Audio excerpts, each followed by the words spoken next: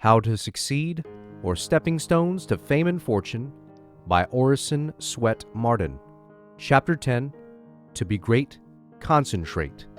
Let everyone ascertain his special business and calling, and stick to it. Franklin. He who follows two hares is sure to catch neither. None sends his arrow to the mark in view, whose hand is feeble or his aim untrue. Cowper. He who wishes to fulfill his mission must be a man of one idea, that is, of one great overmastering purpose, overshadowing all of his aims and guiding and controlling his entire life. Bate. The shortest way to do anything is to do only one thing at a time. Cecil. The power of concentration is one of the most valuable of intellectual attainments. Horace Mann. The power of a man increases steadily by continuance in one direction. Emerson. Careful attention to one thing often proves superior to genius and art. Cicero. It puffed like a locomotive, said a boy of the donkey engine. It whistled like the steam cars, but it didn't go anywhere.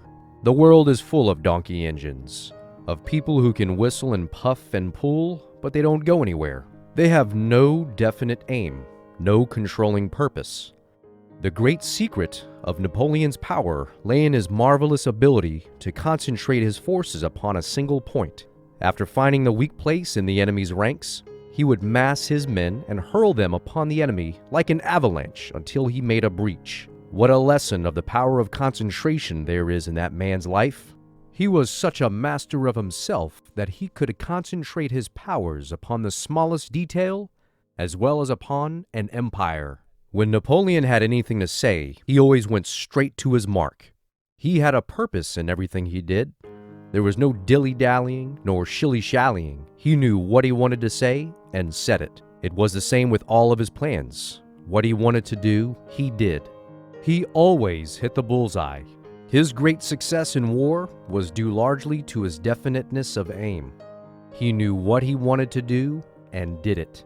He was like a great burning glass, concentrating the rays of the sun upon a single spot. He burned a hole wherever he went. The sun's rays scattered do no execution, but concentrated in a burning glass, they melt solid granite. Yes, a diamond even. There are plenty of men who have ability enough. The rays of their faculties taken separately are all right, but they are powerless to collect them, to concentrate them upon a single object. They lack the burning glass of a purpose to focalize upon one spot the separate rays of their ability. Versatile men, universal geniuses, are usually weak because they have no power to concentrate the rays of their ability, to focalize them upon one point until they burn a hole in whatever they undertake. This power to bring all of one's scattered forces into one focal point makes all the difference between success and failure. The sun might blaze out upon the earth forever without burning a hole in it or setting anything on fire, whereas a very few of these rays, concentrated in a burning glass, would, as stated, transform a diamond into vapor. Sir James Mackintosh was a man of marvelous ability. He excited in everybody who knew him great expectations, but there was no purpose in his life to act as a burning glass to collect the brilliant rays of his intellect, by which he might have dazzled the world. Most men have ability enough, if they could only focalize it into one grand, central, all-absorbing purpose to accomplish great things. To encourage me in my efforts to cultivate the power of attention, said a friend of John C. Calhoun, he stated that to his end he had early subjected his mind to such a rigid course of discipline and had persisted without faltering until he had acquired a perfect control over it, that he could now confine it to any subject as long as he pleased, without wandering even for a moment, that it was his uniform habit, when he set out alone to walk or ride, to select a subject for reflection, and that he never suffered his attention to wander from it until he was satisfied with its examination. My friend laughs at me because I have but one idea, said a learned American chemist. But I have learned that if I wish ever to make a breach in a wall, I must play my guns continually upon one point. It is his will that has made him what he is, said an intimate friend of Philip D. Armour, the Chicago millionaire. He fixes his eye on something ahead, and no matter what rises upon the right or the left, he never sees it. He goes straight in pursuit of the object ahead and overtakes it at last. He never gives up what he undertakes. While Horace Greeley would devote a column of the New York Tribune to an article, Thurlow Weed would treat the same subject in a few words in the Albany Evening Journal and put the argument into such shape as to carry far more conviction. If you would be pungent, says Southey, be brief, for it is with words as with sunbeams. The more they are condensed, the deeper they burn. The only valuable kind of study, said Sidney Smith, is to read so heartily that dinner time comes 2 hours before you expected it. To sit with your Livy before you and hear the geese cackling that saved the Capitol.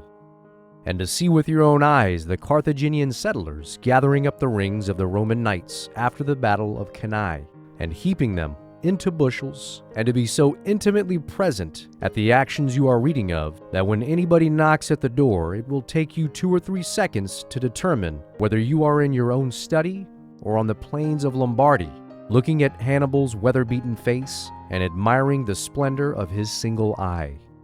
Never study on speculation, says Waters. All such study is vain. Form a plan, have an object, then work for it. Learn all you can about it, and you will be sure to succeed. What I mean by studying on speculation is that aimless learning of things because they may be useful someday, which is like the conduct of the woman who bought at auction a brass doorplate with the name of Thompson on it, thinking it might be useful someday. I resolved when I began to read law, said Edward Sugden, afterward Lord St. Leonard, to make everything I acquired perfectly my own and never go on to a second reading till I had entirely accomplished the first. Many of the competitors read as much in a day as I did in a week, but at the end of 12 months, my knowledge was as fresh as on the day it was acquired, while theirs had glided away from their recollection. Very often, says Sidney Smith, the modern precept of education is, be ignorant of nothing. But my advice is, have the courage to be ignorant of a great number of things, so that you may avoid the calamity of being ignorant of all things. Lord, help me to take fewer things into my hands, and to do them well, is a prayer recommended by Paxton Hood to an overworked man. Many persons, seeing me so much engaged in active life, said Edward Bulwer Lytton, and as much about the world as if I had never been a student, have said to me, when do you get time to write all of your books? How on earth do you contrive to do so much work? I shall surprise you by the answer I made. The answer is this: I contrive to do so much work by never doing too much at a time. A man to get through work well must not overwork himself, or if he do too much today, the reaction of fatigue will come, and he will be obliged to do little tomorrow. Now, since I began really and earnestly to study, which was not till I had left college, and was actually in the world, I may perhaps say that I have gone through as large a course of general reading as most men of my time. I have traveled much, and I have seen much. I have mixed much in politics and in the various businesses of life. And in addition to all of this, I have published somewhere about 60 volumes, some upon subjects requiring much special research. And what time do you think, as a general rule, I have devoted to study, to reading, and writing? Not more than 3 hours a day. And when Parliament is sitting, not always that. But then, during these 3 hours, I have given my whole attention to what I was about. The things that are crowded out of a life are the test of that life. Not what we would like, but what we long for and strive for with all our might we attain. One great cause of failure of young men in business, says Carnegie, is lack of concentration. They are prone to seek outside investments, The cause of many a surprising failure lies in so doing. Every dollar of capital and credit, every business thought, should be concentrated upon the one business upon which a man has embarked. He should never scatter his shot.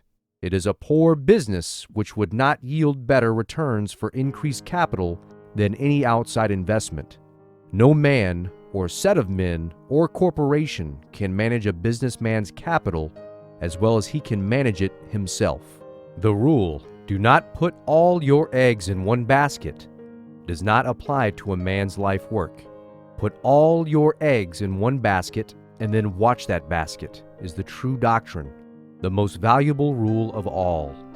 "A man must not only desire to be right," said Beecher, "he must be right."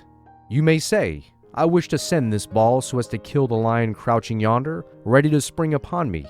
My wishes are all right, and I hope Providence will direct the ball. Providence won't.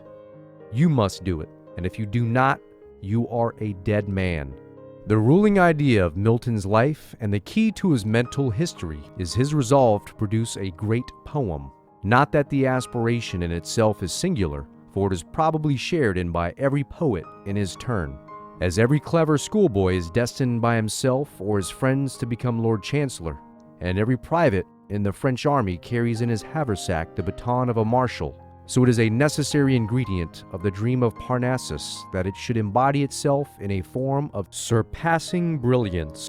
What distinguishes Milton from the crowd of youthful literary aspirants, Audu Jovanta, is his consistency of resolve. He not only nourished through manhood the dream of youth, keeping under the importunate instincts which carry off most ambitions in middle life into the pursuit of place, profit, honor, the thorns which spring up and smother the wheat, but carried out his dream in its integrity in old age. He formed himself for this achievement and no other. Study at home, travel abroad, the arena of political controversy, the public service, the practice of the domestic virtues were so many parts of the schooling which was to make a poet. Bismarck adopted it as the aim of his public life to snatch Germany from the Austrian oppression and to gather around Prussia in a North German confederation, all the states whose tone of thought, religion, manners, and interest were in harmony with those of Prussia. To attain this end, he once said in conversation, "I would brave all dangers, exile, the scaffold itself. What matter if they hang me, provided the rope with which I am hung binds this new Germany firmly to the Prussian throne." It is related of Greeley that when he was writing his American Conflict, he found it necessary to conceal himself somewhere to prevent constant interruptions. He accordingly took a room in the Bible house, where he worked from 10 in the morning till 5 in the afternoon, and then appeared in the sanctum, seemingly as fresh as ever. Cooper Institute is the evening school which Peter Cooper, as long ago as 1810, resolved to found someday when he was looking about as an apprentice for a place where he could go to school evenings. Through all his career in various branches of business, he never lost sight of this object.